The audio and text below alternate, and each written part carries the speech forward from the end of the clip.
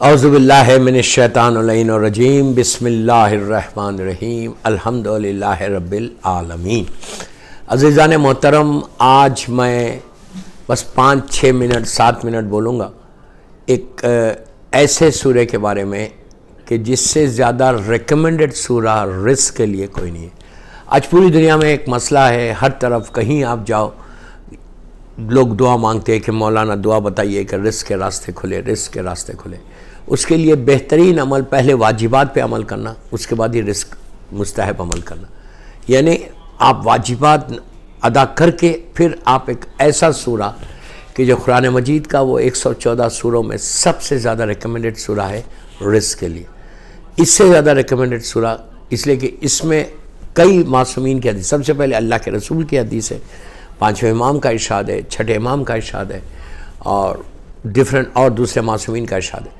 कई जगह ये नस है, मासूम है कि इससे ज़्यादा रिकमेंडेड सूरा और कोई सूरा नहीं है। इस सूरे का नाम है सूरे वाक़या। बल्कि यहाँ तक है कि सूरे वाक़या अगर कोई उम्रे पे जाए तो सफ़ा पहाड़ी पे बैठ के, सफ़ा और मरवा जाल से हम सही शुरू करते, अगर सफ़ा पहाड़ी पे जाके अगर 3 मरतबा कोई सूरे वाक़या पढ़े तो अल्लाह उसके रिज़्क़ के दरवाज़ों को खोल देता। या अगर आप नहीं जा सकते, कोई जा रहा उम्रे पे या हज पे, तो आप उनसे भी ये कहलवा सकते हैं कि मेरे लिए जाके 3 मरतबा सूरे वाक़या की तिलावत करो। सूरे वाक़या एक इतना एक्स्ट्रा ऑर्डिनरी सूरा है और जब भी हम अपने ग्रुप के साथ उम्रे पे जाते हैं तो आई ऑलवेज़ रिकमेंड के हमारे ग्रुप वालों को कि आप जो है सूरे वाक़या जाके पढ़िए, पहाड़ के पास बैठो, 3 मरतबा पढ़ना है। ये सूरा रिस्क के लिए इससे बेहतर कोई नहीं। इसके लिए और ये कहा गया कि हर शब जुमा पढ़ो 3 मरतबा या 5 मरतबा या 8 मरतबा। आप जितना पढ़ते जाएंगे उतना जल्दी आपका मामला सही होता जाएगा। और एक चीज़ ये कि ये नहीं है कि ये सूरा 1 घंटे का है, सूरह बकरा की तरह इतना बड़ा वेरी शॉर्ट सूरा, हार्डली टेक्स 10 मिनट्स। 10 मिनट्स में अगर तेज़ पढ़ने वाले तो 7-8 मिनट में सूरह वाक़या हो जाता। तो शब जुमा 3 मरतबा, मिनिमम 3 मरतबा पढ़ो। कहाँ पे? शब जुमा में। और एवरी डे एक दफ़ा या 2 दफ़ा आप सूरह वाक़या ईशा के बाद पढ़ो या ईशा से पहले पढ़ो या सोने से पहले। 5वें इमाम मोहम्मद बाक़र अलैहिस्सलाम अल्लाहुम्मा सल्ली अला मुहम्मद ईशा फरमाते हैं कि जो सूरह वाक़या पढ़ेगा अल्लाह उसके रिज़्क़ को खोल देगा। 5वें इमाम का इरशाद। उसके बाद 6ठे इमाम इरशाद फरमाते हैं कि जो सूरह वाक़या पढ़ेगा उसका चेहरे को अल्लाह नूरानी बना देगा और वो अल्लाह का दोस्त बन जाएगा। सूरह वाक़या पढ़ने से वो अल्लाह का दोस्त बन जाएगा। और उसके बाद कहा कि सूरह वाक़या पढ़ने वाला कभी रिस्क के पीछे नहीं चलेगा, रिस्क के आगे चलेगा। तीसरी चीज़ अल्लाह के, बस आखिरी बातें, तीसरी चीज़ अल्लाह के रसूल का इरशाद है। अल्लाह के रसूल का इरशाद है, वो मशहूर वाक़या अबू मसूद का, अब्दुल्लाह इब्न मसूद का, कि जब तीसरा दौर आया था, मैं बहुत एहतियात से पढ़ रहा, तीसरा दौर जब आया था तो इन्होंने बड़ा प्रोटेस्ट किया था। ये भी जनाब अबू ज़र अल-ग़फ़ारी की तरह थे, बेहतरीन मौला के साहबी। तो अब्दुल्लाह इब्न मसूद ने प्रोटेस्ट किया तो इन्होंने इनको मरवाया था। इनके कई उसके लोग आए थे और आके जब बहुत मैं एहतियात से पढ़ा, जख्मी कर दिया था, इतना मारा था। ये बिल्कुल बिस्तर मर्ग पे लेटे हुए थे। तो वो खुद आया। क्यों आया खुद? मिजाज पुसी को आया, इसलिए कि साहबी रसूल एक हंगामा मच गया कि अब्दुल्लाह इब्न मसूद को मस्जिद में घुसते हुए मारा गया और बुजुर्ग साहबी थे। इनके पास आया, उसने आके कहा कि क्या मैं आपका इलाज कराऊं? तो कहा ज़रूरत नहीं है इलाज करने की।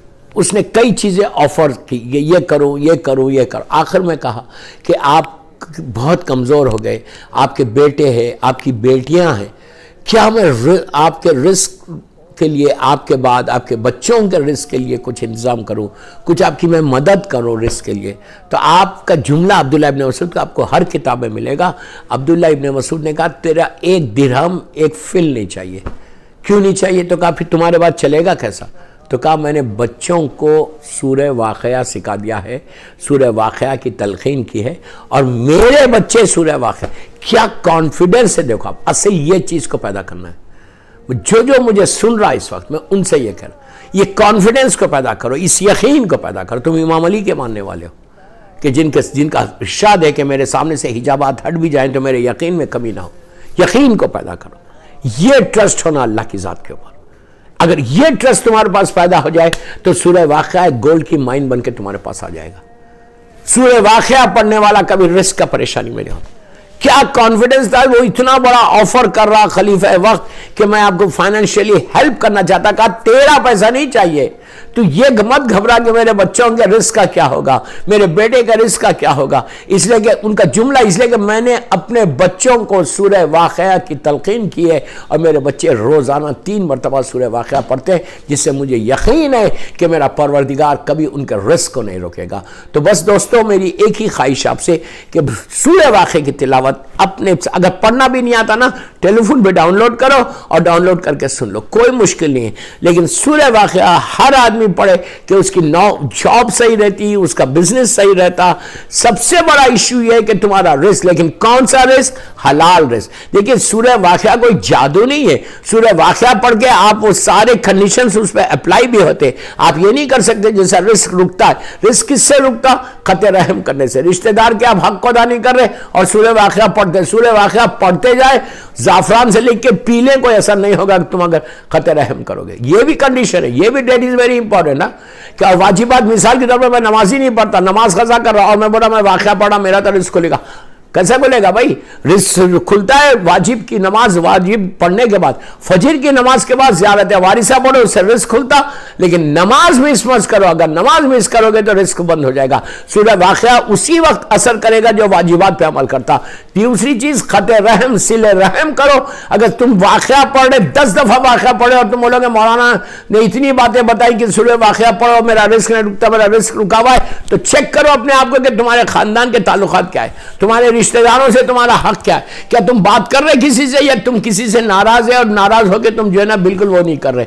तो बस ये कोशिश करो कि सूरह वाक़या के जो कंडीशंस है उस कंडीशंस को अप्लाई करो। उसके बाद ये एक बेहतरीन गोल्ड की माइन है जो सूरह वाक़या आपको मिल रहा है। सल्लल्लाहु अलैहि मोहम्मद व आले मोहम्मद पर।